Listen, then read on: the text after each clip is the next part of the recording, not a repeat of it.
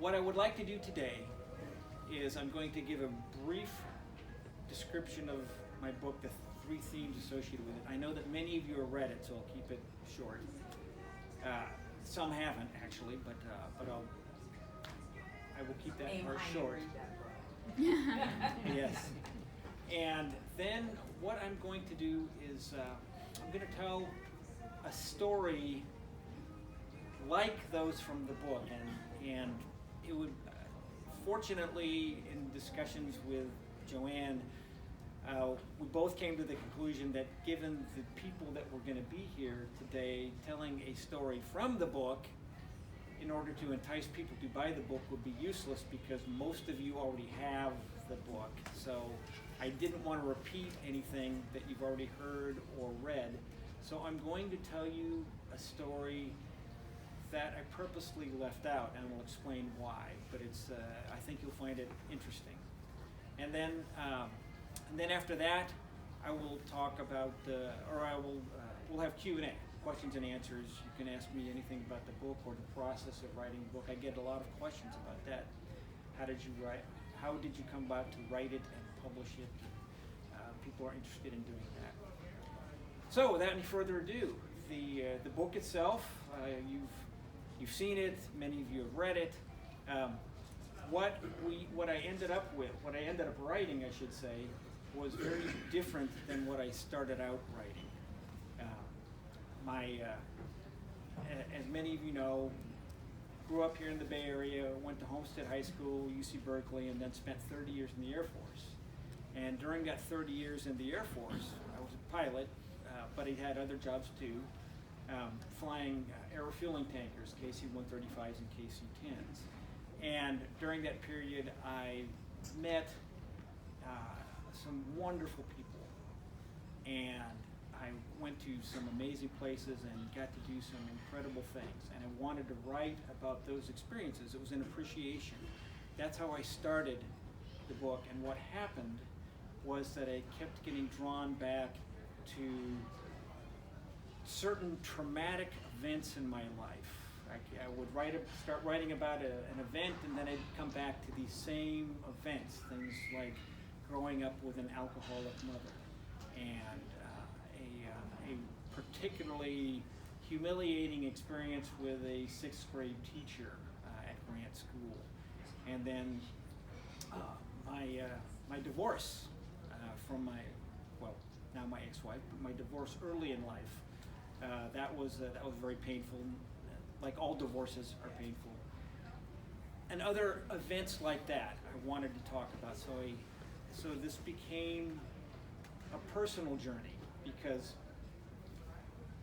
I've never been a victim. I never will be a victim. The only way that I grew and advanced from these experiences was to feel the emotions that were associated with them, of course, but then see what I could learn from these experiences and how I could apply those lessons to leadership experiences in the Air Force. So those are the 2 themes associated with the book. Here are these events, what did I learn from those events, and how I applied them in different leadership experiences.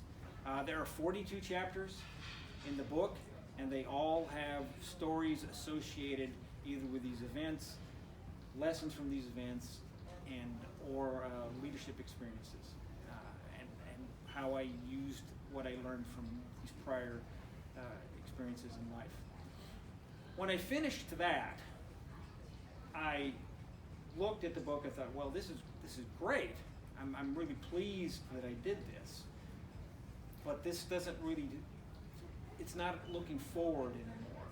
So I took a look at what principles I used in life to reinvent myself, for example. And I used that term deliberately because in the Air Force, I actually had 16 different assignments during my 30-year career, and they all involved moving from one place to another. None of the moves were local. Often they were across one coast to another coast, and I even had 2 tours over in Europe and back to the every time that I had to move, I often had to reinvent myself in terms of the job that I held.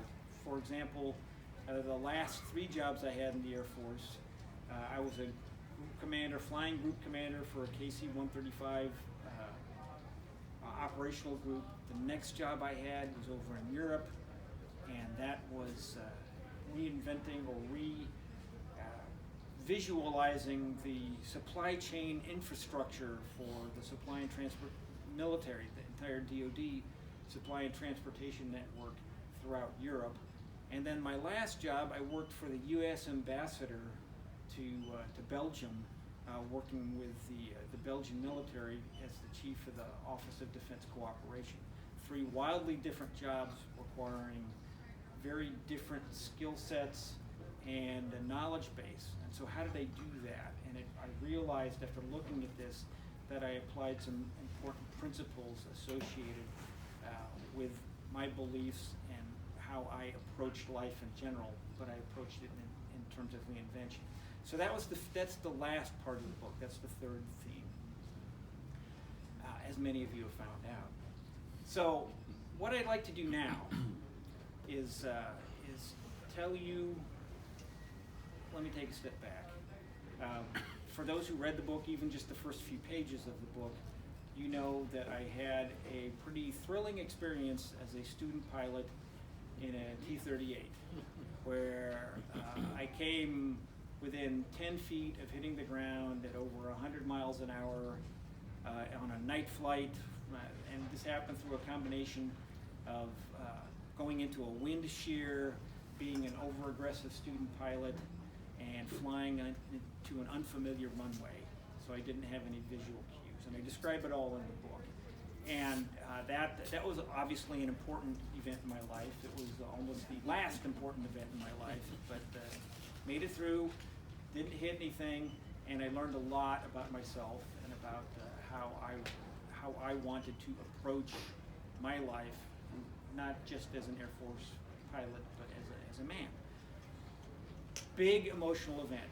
So today what I'd like to do is to tell you about the other time I came within seconds of having a fatal accident.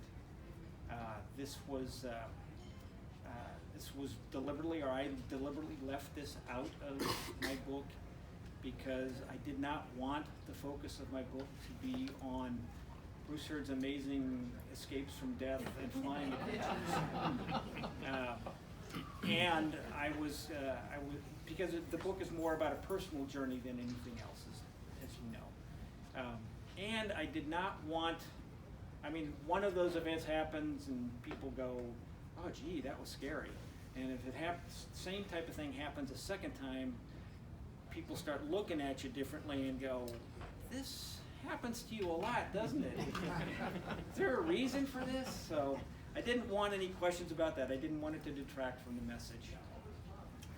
So I'm going to tell you about this second event. It's not in the book, and it was in many ways every bit as scary as the T-38 adventure that I wrote about.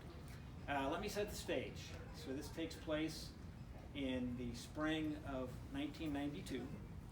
And I'm a major in the Air Force, and we're stationed in Seymour Johnson Air Force Base in Goldsboro, North Carolina, which is kind of in the tobacco fields of North Carolina.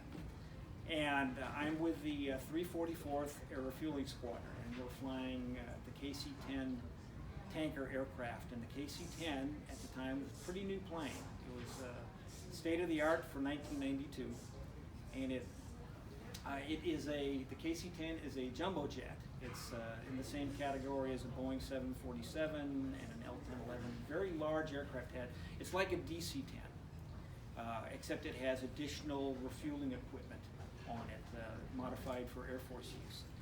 And I was thrilled to be in the KC-10, and I had been flying KC-10s for 10 years, actually, at that point. And in the 344th, I was senior enough to where I was an assistant operations officer, and I was a KC-10 instructor pilot, one of the most experienced pilots in the squadron. And I loved what we were doing. It was a great squadron, great opportunity, and I was enjoying myself quite a bit. We had been there for 8 months, so it was still early in my tour. And things were going quite well. One spring evening in 1992, I got a mission. I mean, we fly a couple missions a week, at least 2 to 3 missions a week, sometimes even more, when we're back at home station. And part of my job as an assistant ops officer and an instructor pilot was to talk to and fly with new pilots Back who are up to learning to cash fly the route 1, plane, please. Back up to cash route 1, thank you. or pilots that maybe were having problems with specific aspects of flying. I would go up with them and help them straighten out their any issues they might have. So on that night in 1992, my mission, along with 3 other crews, was to fly a 4-ship formation of KC-10s, and we were going to do a refueling mission and return back to base. And the reason we were flying in this 4-ship formation was that during the Gulf War, back in 1991, the Air Force learned that the tanker community, not through any fault of our own, was inexperienced at doing departures and arrivals in large formations. We typically would go out and do refueling, or join up with someone else, do refueling, and then when we came back, we'd do it independently. And that was the way we did things in the past, and that made sense for pre-1991. Well, in the Gulf War, what the Air Force found out was that because there weren't that many bases in the Middle East to fly from, we the tankers needed to take off as a group, do group departure, group refueling, and then come back as a group. And they required a different sort of skill set, so there was a quarterly requirement to do this, and this was our turn to do it, and we were going to do it. So we're going to start off at dusk, but we were going to end up at night. Pretty straightforward stuff, and I was very comfortable doing it. And as the senior guy, I was going to be the formation lead in this, and there were 3 other lesser experienced pilots behind me, but all were qualified. No one was a student pilot. And my job in particular within my plane was to take a brand new second lieutenant, name was Second Lieutenant Paul Romanek, and I'll talk more about him later. And he was just out of being qualified in the plane. And I was going to take him up and show him what multi-aircraft formation looked like and explain to him what different procedures, different things that were prioritized when we're flying in large formations like that. All pretty straightforward. I was comfortable with all that. There was no problem with this. This is what I did. So prior to taking off earlier in the day, I asked Lieutenant Romanek to come see me. And I made a point of meeting him in the big pilot's room we had with all the other pilots in the squadron doing stuff. And I asked him to come in, and when he came in, I got up, walked over to him, shook his hand, and said, "Welcome to the 344th. We're glad you're here." And I did that on purpose because I wanted him to feel right off the bat, and I wanted, as a part of the squadron, and I wanted the other pilots who none of us had met him yet, I hadn't even met him, to see him being welcomed by one of the senior leaders in the squadron. So we sat down, and I talked to him and explained to him what I was going to teach him that night. Different things about about KC-10 formation, such as the typical form. We don't fly wingtip to wingtip like fighter aircraft because of aerodynamic effects, and no need to, for that matter. We typically fly 1,000 feet up from the lead and a mile back. So 1,000 feet up, mile back, the next guy's 1,000 feet up and a mile back, and things like that. So it's kind of strung out, but you're still considered one aircraft in terms of air traffic control. So I explained it to him. I explained the formation. I explained specifics about how you execute turns and descents and climbs in formation, because it's different than when you're a single ship because you need to do it so that everyone knows exactly what you're doing, so expectations from all the other planes are the same, so we can all count on each other doing things the same way. I also mentioned to him that, stressed to him that as a trailing aircraft, one of the important priorities, which isn't true when you're flying on a solo mission, is to keep track of everyone else in front of you. So the number 2 aircraft needs to know where the number 1 aircraft, and the number 3 aircraft, the other 2 in front, and so on. And we typically would fly up to 6 aircraft in a big formation like that. Because biggest reason was because we wanted to keep our clearance from each other. We didn't want to deconflict. We certainly didn't want to have any accidents in the sky. The KC-10 itself, great plane, newest equipment at the time, used the commercial radar that the DC-10 used, and that radar was built to look at weather, and it was a great weather radar. You could get different colors depending on how dense the clouds were in thunderstorms and things like that. So it was really good for avoiding weather and flying safely. For formation, it was not so good. I mean, it was adequate at best, and that's because it was a commercial off-the-shelf product, and there was no need for airliners to be able to fly in formation with each other. So they had this one mode on the radar where it was called skin paint. And basically, if you look at old World War II movies of blips going across the screen when the Germans are coming to bomb England, it would look like that. That's all we got. When a radar blip would go out, a radar signal would go out, it would come back, and you could tell how far an object was, and it just showed up as an object. There was no other identifications.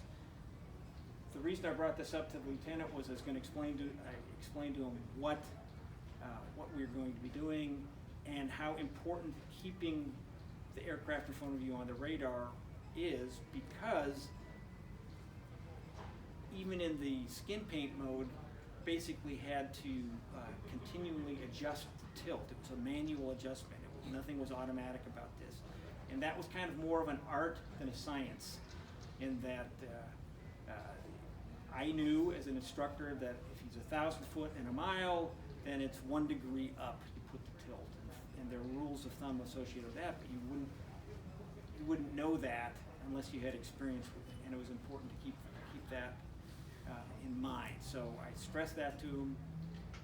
I also mentioned that 99% of the time, it's not a big deal, because most of the time you can see the person in front of you. So, and even if you're in clouds, it's typically a pretty stable environment. So not a huge deal. However, you never know when things are going to change, so it's always good to keep up with it. Don't fall behind, because it's very difficult to reacquire someone on the radar. All good. He asked questions. We're all set to go. Got done with that. Got with the rest of the group, and I briefed the other aircraft commanders on what the expectations were and different standard figures we were going to use for departure and arrival and things like that, and bank angles when we make turns. So everyone knew what to expect. That was really important. And the formation that I had that night, well, I was the lead. The number 2 guy was an experienced captain, not an instructor yet, but he was quite good. Number 3 guy was from another squadron, but he was solid. And then the number 4 guy was brand new. He was a newly qualified aircraft commander, and he was the last guy, and that was kind of for a reason to put him back there so he could watch the rest of us up front. He can get his own experience, and he can make whatever adjustments he made without messing up people behind him. Not that we expected him to mess up, right? So we take off, and we're flying out. Things are going well. I'm in the lead. I'm talking to the lieutenant. I'm giving him instructions about here's how you lead. Here's some of the things you do. And then we leveled off, and we did air refueling with each other, because in the KC-10 we can take fuel from other aircraft. We just don't give it off, so we practice. And going out, we flew on a refueling track that went from West Virginia to, it went southwest to almost the border of Arkansas. So we overflew Kentucky and Tennessee. And then when we turned around, we switched positions. And the reason we did that was I wanted the number 2 guy to get experience as lead, because he was going to upgrade to instructor pretty soon. And plus I wanted to get some refueling practice. So 1 and 2 switched, so now I was number 2, and then 3 and 4 switched as well. So they'd get experience in those positions. And we came back and we're refueling, and by the time we come back to the eastern end of the track, we both basically flew one way and then we flew back the other way. By the time we got to the eastern end of the track, it was dark, it was night. And as we're coming up on the end of the refueling track and going to be arriving at our home base, we could hear, we were actually with Indianapolis Center, and the U.S. is divided up into 20 different air traffic control centers. They control military and airline traffic and what have you in the high altitude structure. So as we came back and we're in Indianapolis, we could tell things weren't going so well on the East Coast, because people would come into Indianapolis Center and they'd be talking about how much of a mess it was. And what was happening was that there were some unexpected thunderstorms, a whole line of thunderstorms.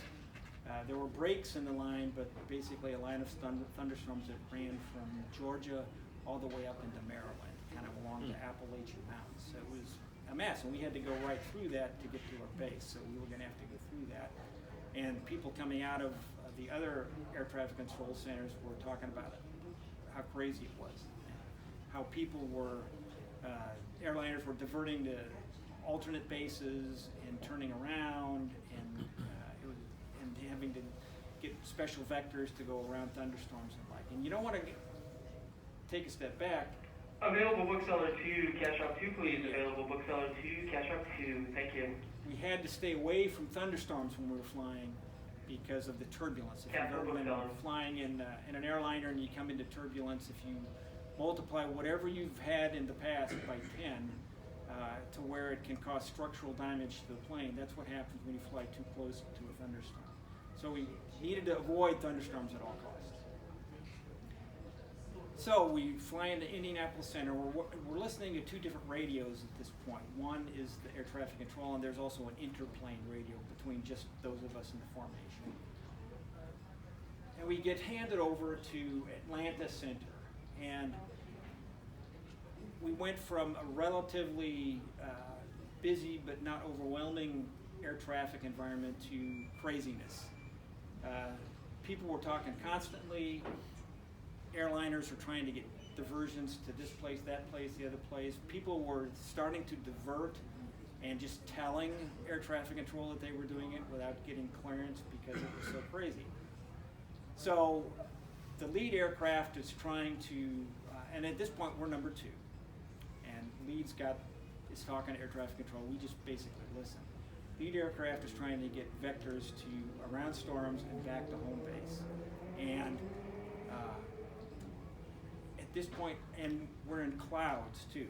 So we're in thick clouds and flying along, getting ready to descend, and air traffic control is craziness. So at this point in the flight, I became less of an instructor and more of an orchestra leader, because I knew we were in what is euphemistically called a task-saturated environment. I told the lieutenant that you have to do all of the air traffic control radio communication, because I need to focus on flying and keeping the number 1 aircraft on the radar, so I can make sure that we have a safe distance from him. And plus, there's KC-10 has a 4-person crew. I have a flight engineer who he's a sergeant who handles all of the hydraulic and the fuel systems and the like. And I asked him to back me up on the radar to advise me if in fact, because he had a repeater scope on his console, to advise me if things were going awry in terms of not keeping track of the lead aircraft. And I even had the boom operator. The boom operator is the guy who does the refueling in the back of the plane. Well, during descent, he's up front, and I asked him to write down all of the clearances that were coming across. If we had an altitude clearance or a change in heading, I wanted him to just write it down, just to make sure that I didn't miss something. So I had everybody working in the plane, just to be sure we were safe. And we start our descent, and we're going down, and we're having to turn left and turn right to stay away from thunderstorms. And all of a sudden, Lieutenant Romanek, my co-pilot, says loudly and urgently, "Number 3 is coming right at us." And I looked over in his direction, and I could not, because he was looking out the window, and I could not see an aircraft, but what I could see, we were in dense clouds, what I could see was the underbelly anti-collision lights reflecting off the clouds all around me. So I knew he was close, really close, and I executed what's called an emergency breakaway maneuver, something we're trained to do, so this wasn't something I thought of myself. So when you try and get away from a plane as quickly as you can, there's 3 things you can do. You can reduce your power, you can lower your nose, or you can turn away. And hopefully you're doing all of those things at the same time.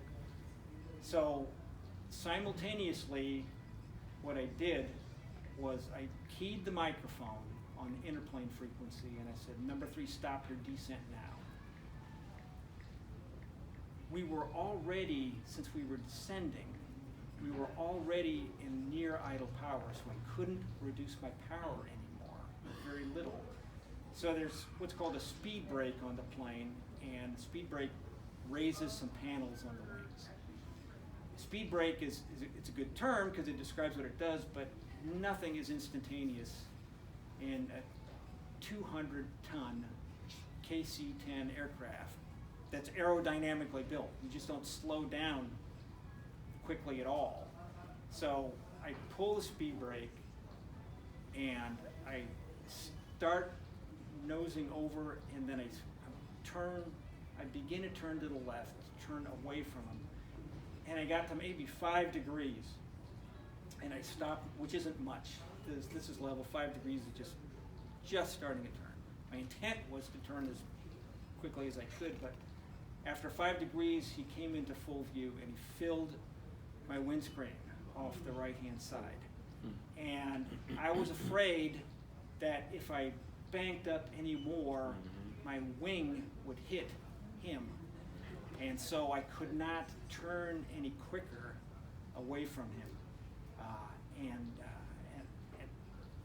so we're in this situation where I'm using my hands like any good pilot, where I was about here, and it was like that. And I didn't want to go any further because I would hit his wing.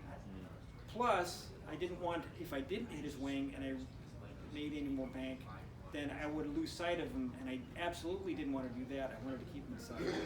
So the only thing I could do is push my nose over more than I had, and there was a danger associated with that because, and we started getting some negative G's, meaning lightened seat, and if I did too much of that, the generators would kick off the aircraft because KC-10 is not built for going negative G. It's not an aerobatic airplane.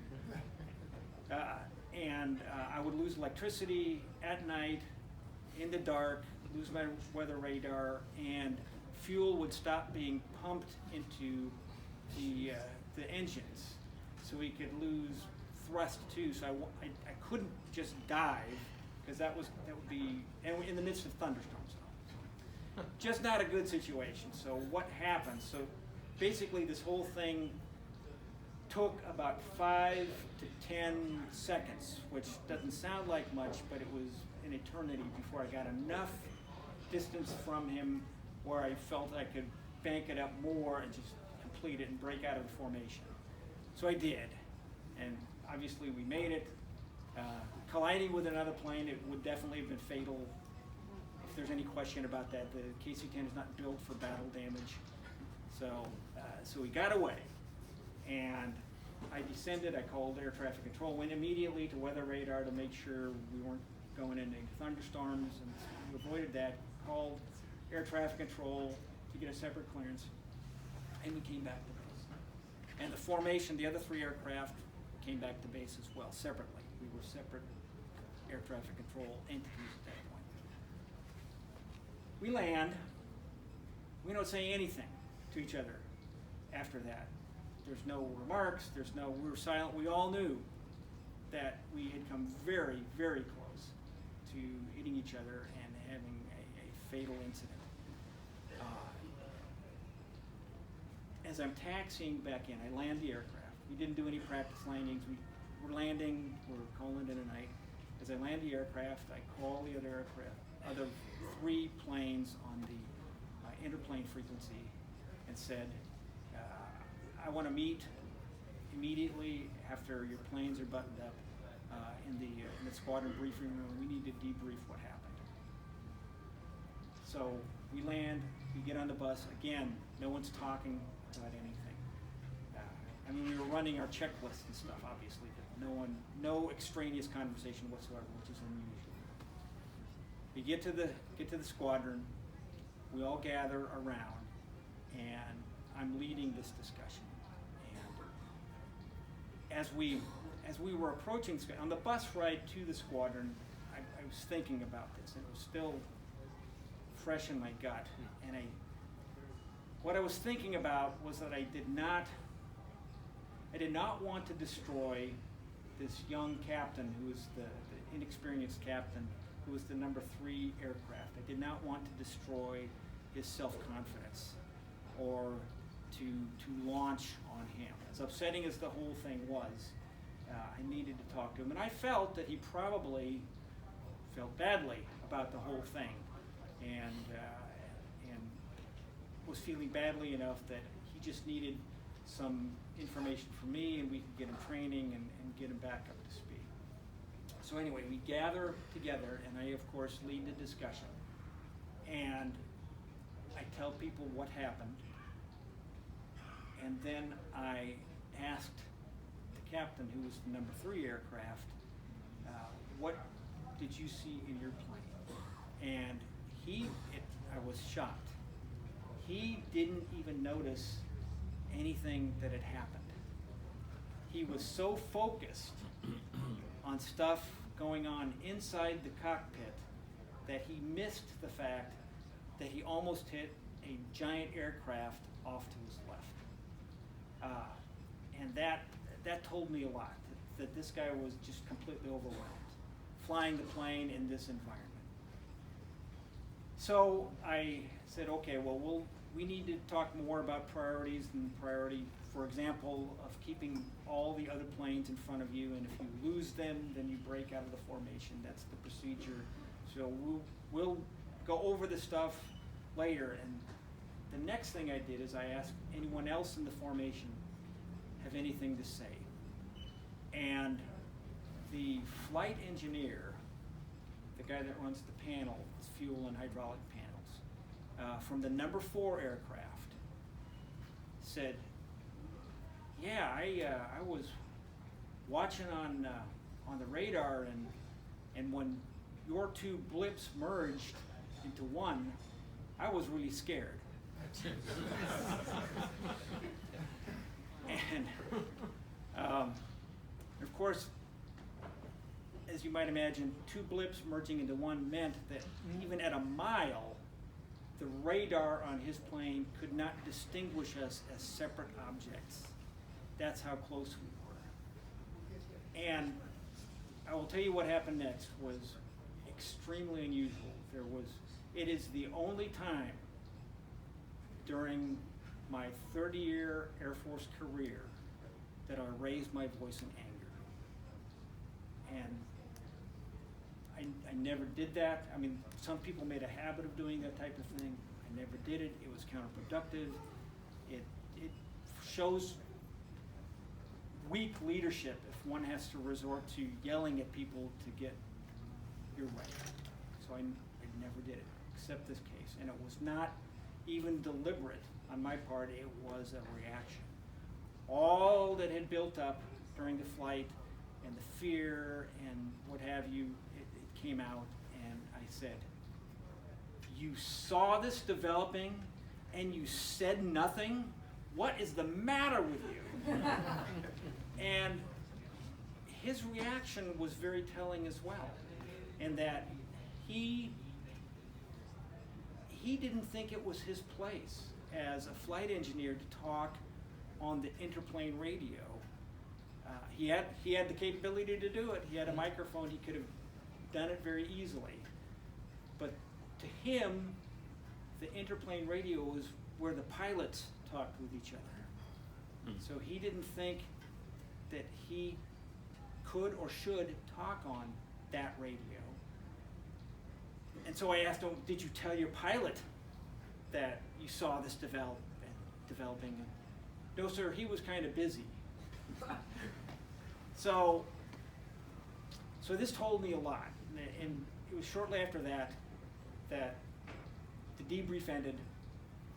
I went home that night, and Joanne, of course, was there. Emily was 8 months old, and my stepson, Justin, was 12. And I consciously thought about how my wife almost became a widow, and my two children almost lost their father. And it was upsetting just to think about that. I mean, even now as I talk about it. So the next day, I went to the squadron. I got up early. I only slept a few hours, got up early, went into the squadron and talked to the squadron leadership and said, we need some training associated with crew responsibilities, looking out for each other, and formation flying. That's the immediate issue. And he agreed with me completely. And we did conduct that training. We stood down from flying for a day the next week, and we had sessions on each of those topics with the entire squadron, not just with the one captain that had some issues. But then I sat back and I realized that I had failed. As a pilot, I did really well.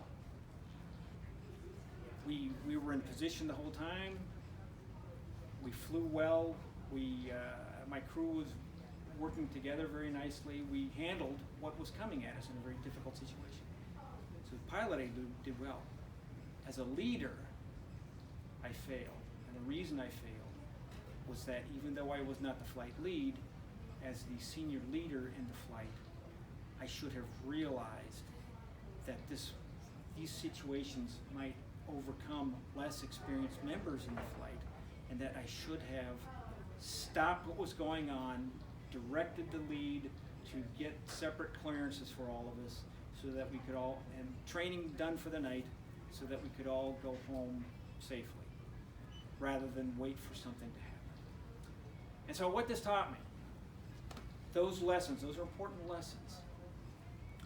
This taught me that the men and women in my units, not just the flyers, but the maintenance people, all the array of folks that worked for me in squadron and later group, they will never stop trying as hard as they can. They won't quit. They won't quit. I never, in 30 years, ran across a situation where I had to try, or I had to tell someone to try harder. My fear at that point, as a major in the Air Force, looking to be a squadron commander and a group commander. Group is a 4-squadron unit.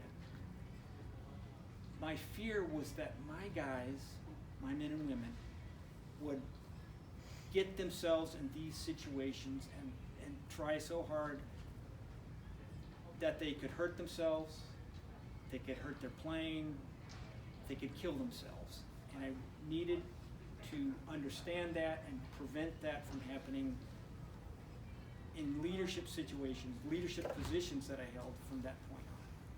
So what I did, a couple of years after I was an assistant ops officer, I became an operations officer, which is the number 2 guy in the squadron, ran the entire flying operations. And then right after that, I became a squadron commander, different squadron.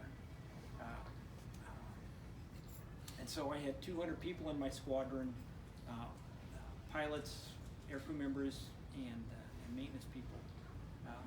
And when I got into a position where I was the leader and I could direct folks, I made sure they knew my 3 priorities. Number 1 was safety, number 2 was integrity, and number 3 was act like a professional. And we've all been in organizations where safety gets hammered, safety first, and it's good. That's a good thing, but I let folks know that I take this so seriously that if you come across a situation where you feel like you're being pressured to do something that's unsafe, then you need to contact me directly, and I will back you up. You stop what you're doing, get yourself out of whatever bad situation you're in, and then we'll clear it up later on down the line. Safety is important. Safety is primary. We can recover anything else, but we can't recover from an accident. And the other thing that I learned from that I stress with my folks is that we all need to talk with each other. If I'm the pilot, that doesn't mean the flight engineer, if he sees me doing something that he doesn't think is right, he needs to speak up. The maintenance chief is doing something that one of his section chiefs thinks is wrong, he needs to speak up. And it goes all the way down the line. And so as a commander, the 2 different commands I had, I would meet with new people in my unit and tell them that they have the right to raise the safety flag anytime. And in fact, it got through to folks. It got through to folks in a big way. There were times at home in the middle of the night, I would get phone calls from halfway around the world where some general was trying to pressure my crews into doing something that was unsafe, and they said, "Sir, we don't think this doesn't feel good."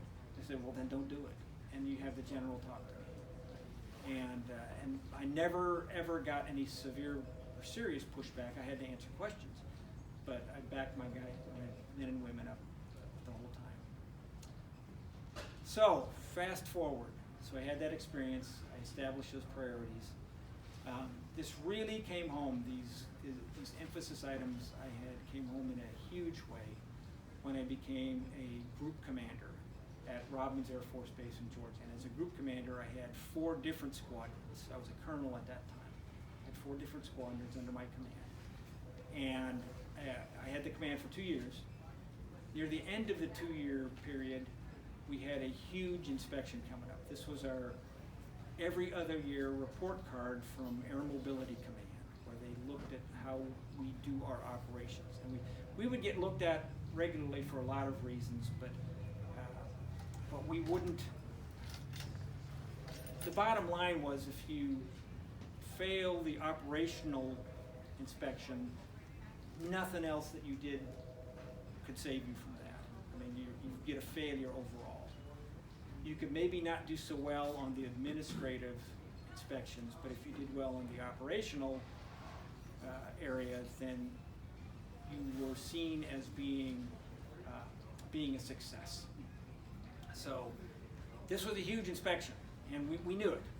And Air Mobility Command was good enough to let us know 6 months ahead of time when we were going to have this inspection. And so we came up with a plan. And what this involved was actually going to a base in a portion of my group would go to a base in Wisconsin. We were in Georgia at that time. We'd go to a base in Wisconsin and set up operations as if we were deploying forward, and we would be there for 3 days doing flying missions. Most of that's pretty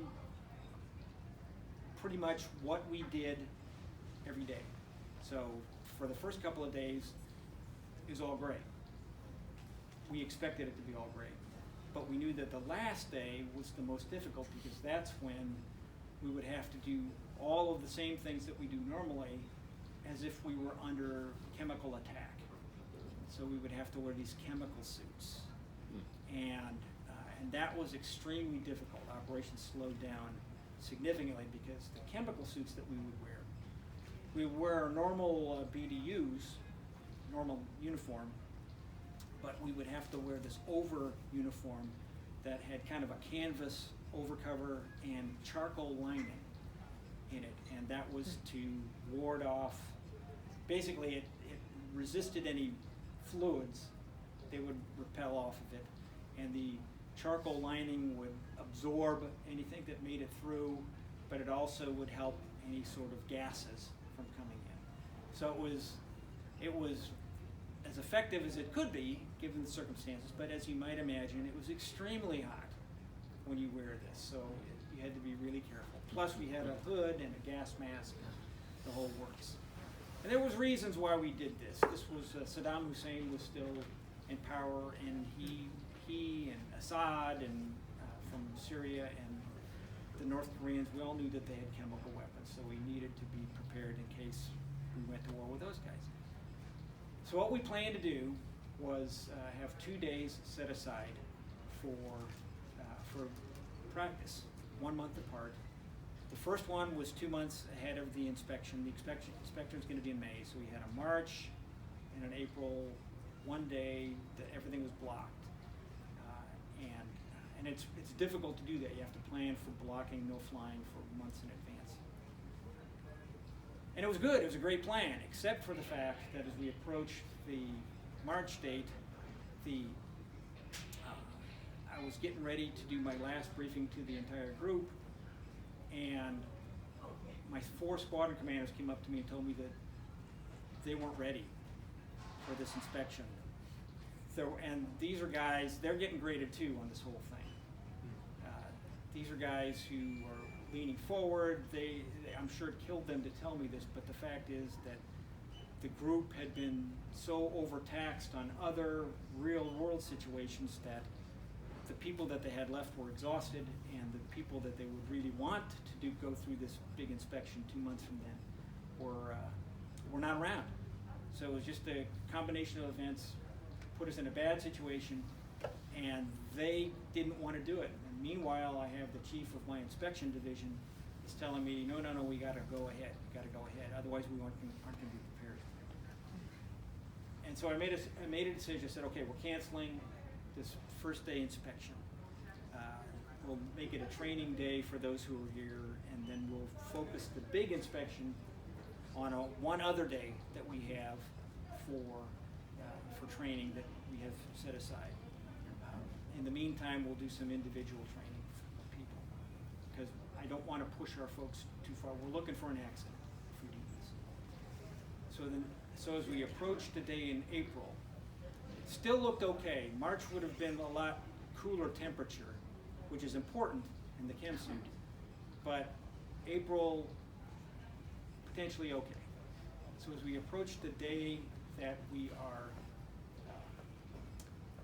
we're supposed to do this big dry run, the weather forecast is saying that it's going to be much hotter than normal.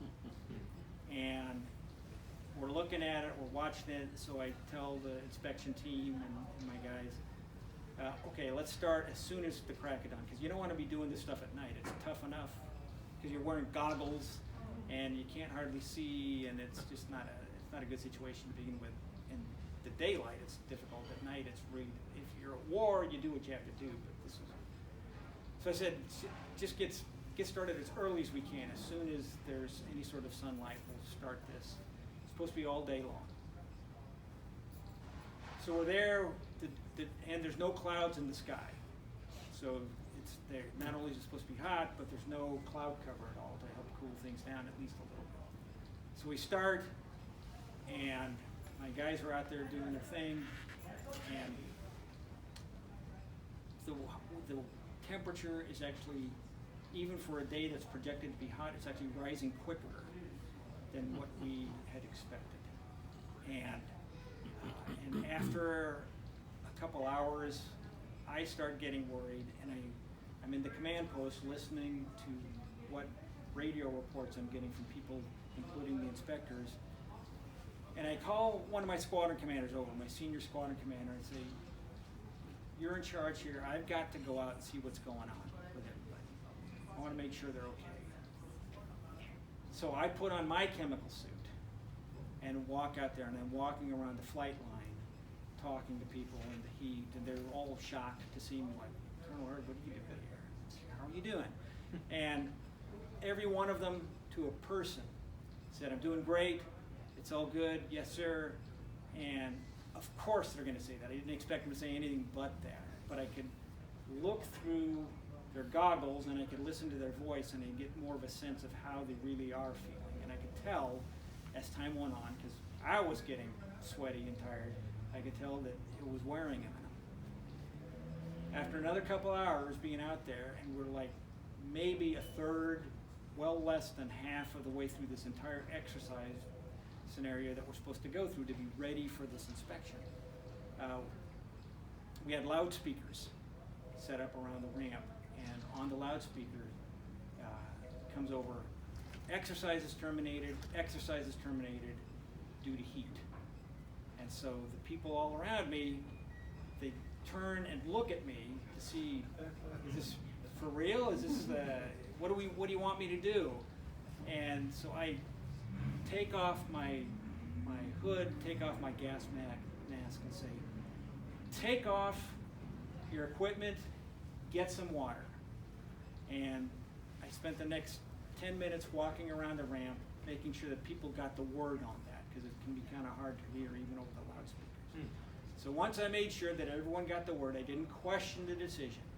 I went up to the command post, still in my chem gear, helmet off, and said, okay, what happened? And the squadron commander told me, the guy's name was Scott Reese, just an outstanding squadron commander, Lieutenant Colonel. Told me, sir, the medical team came up, they said people were starting to get heat stress, and that if we continued any longer, we'd have people with heat stroke. And so he made a decision right then, after hearing that, to call a halt to the whole thing. He didn't come try to find me to see if it was okay to cancel this inspection, to see if, or get a second opinion, or tell the medical guys to hold on, let's see what happens next. He just did it, and we canceled it, and we got maybe a third of the stuff done that we were supposed to do on the one time that we tried it. There was no other chance to do any sort of a large-scale exercise. We did piecemeal up until the inspection, and we went on the inspection. The guys went on the inspection. I wasn't going with them because it was a smaller unit and they didn't need a group commander. So let me tell you the end of the story here. The bottom line is that everything went great. We got an excellent score on the inspection. A half dozen of my guys got identified as superior performers. The group that I was in charge of, our performance was such that, in combination with other things that we did, we won the Air Force Outstanding Unit Award and Air Force Outstanding Unit Award. There's more than one. And it was our second year out of the 2 years I was in command that we won that. Our flying unit, that was commanded by Lieutenant Colonel Reese, won Best Air Refueling Squadron in the Air Force out of 18 squadrons. And it was the third year in a row that they had won it that year. Only time that's ever happened in Air Force history. And it hasn't happened since. Lieutenant Colonel Reese himself was, after his command, or I should say as I was leaving my command, I nominated him for a command level award, Air Mobility Command Award. He would be competing with 2,000 other field grade officers in Air Mobility Command for a leadership award. And I prominently cited his decision that day in the inspection as one of the reasons I thought he was just an outstanding leader. And he won the award. out of 2,000 guys. And I'm just going to touch back on one other aspect, and then I'll open it up to questions. I know I'm running kind of late. Lieutenant Romanek, I talked about him. He was my co-pilot that one night. One of the things I also thought about, and I didn't really make any changes because this is kind of the way I operated normally, was what if I had been less open with him? What if I had been one of those small number of guys who likes to try and intimidate people who are new to the organization, particularly brand new second lieutenant officers? What if I had been one of those guys and he had hesitated to tell me about this plane that was coming to hit us? Or if he had been so focused inside that he hadn't noticed it, like the captain that was flying to him. What if that had happened? Well, of course, the answer was we would have died, because he would certainly have hit us. And that experience reminded me of how important it was to treat people with decency and respect, and everyone is valued. And I continue to do that throughout the rest of my Air Force career. So that's the one story I was going to tell you, and I would love to talk with you more about anything else from the book or any questions you have.